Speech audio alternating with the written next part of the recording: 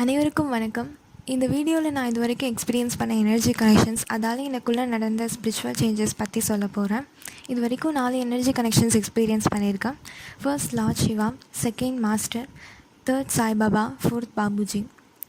Lord சிவாவோட energy connection ஏற்பட்டப்போ எனக்கு திடீர்னு லார்ட் சிவா மேலே ஈர்ப்பு வர ஆரம்பிச்சிது. முன்னாடி நான் லார்ட் சிவாவை வர்ஷிப் பண்ணது கிடையாது.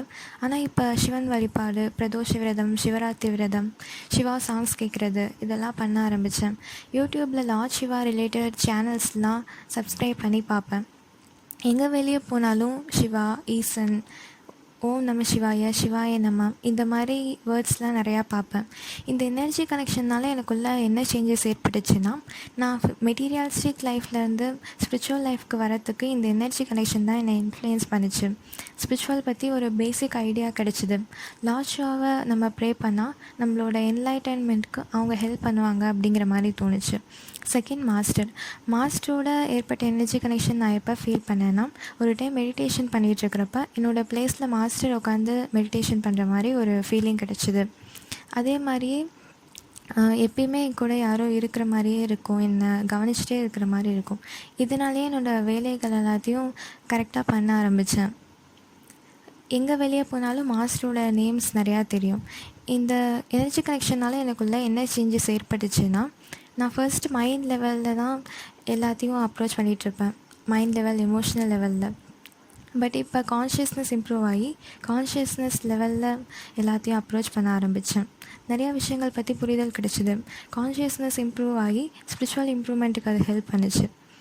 தேர்ட் சாய்பாபாவோட இருக்கிற எனர்ஜி கனெக்ஷன் எப்போ ஃபீல் பண்ணேன்னா, ஒரு டைம் வீட்டில் வாலில் சாய்பாபாவோட இமேஜ் மாதிரி இருந்துச்சு. பட் அது யாருன்னு எனக்கு தெரியல. ஏன்னா சாய்பாபா பற்றி முதல்ல எனக்கு அதிகமாக தெரியாது. அப்புறம் யூடியூப்பில் நோட்டிஃபிகேஷன் வீடியோஸ்லாம் சாய்பாபா ரிலேட்டட் வீடியோஸ் வரும். ஆனால் அந்த சேனல்லாம் நான் சப்ஸ்கிரைப் பண்ணியிருக்கவே மாட்டேன். இதெல்லாம் எப்படி நடக்குதுன்னு எனக்கு தெரியல. அதனால் நான் இது எல்லாத்தையும் இக்னோர் பண்ணிகிட்டு இருந்தேன். ஆனால் கண்டினியூஸாக இப்படி நடக்கிறப்ப தான் இது எனர்ஜி கனெக்ஷன் எனக்கு தெரிஞ்சுது. அந்த வீடியோஸ் எல்லாமே என்னோடய லைஃப் ரிலேட்டடாக இருக்கும். நான் ஏதாவது ஒரு பிரச்சனையில் இருக்கேன்னா, உன் பிரச்சனை விரைவில் சரியாகிவிடும், நீ நலமுடன் வாழ்வாய், இந்த மாதிரி இருக்கும். இந்த எனர்ஜி கனெக்ஷனால் எனக்குள்ளே என்ன சேஞ்சஸ் ஏற்பட்டுச்சுன்னா, என்னோடய பெயின்க்கெலாம் ஹீலிங் கிடச்சிது. என்னோடய லைஃப்பில் மோட்டிவேஷன், கைடன்ஸ் கிடச்சிது. நான் டிப்ரெஸ்டாக இருக்கிறப்பெல்லாம் சாய்பாபா வீடியோஸ் பார்க்குறப்ப எனக்குள்ளே ஒரு நம்பிக்கை வரும். ஃபோர்த் பாபுஜியோட இருக்கிற எனர்ஜி கனெக்ஷன் என்னோடய டிரான்ஸ்மிஷன் மூலமாக ஃபீல் பண்ணியிருக்கேன். டிரான்ஸ்மிஷன் மூலமாக நிறையா சேஞ்சஸ் எனக்குள்ளே ஏற்பட்டுச்சு.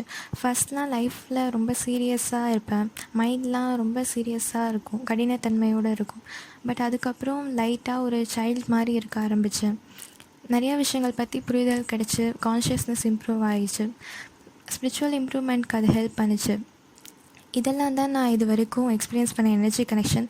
அதால் எனக்குள்ளே நடந்த ஸ்பிரிச்சுவல் சேஞ்சஸ். நன்றி.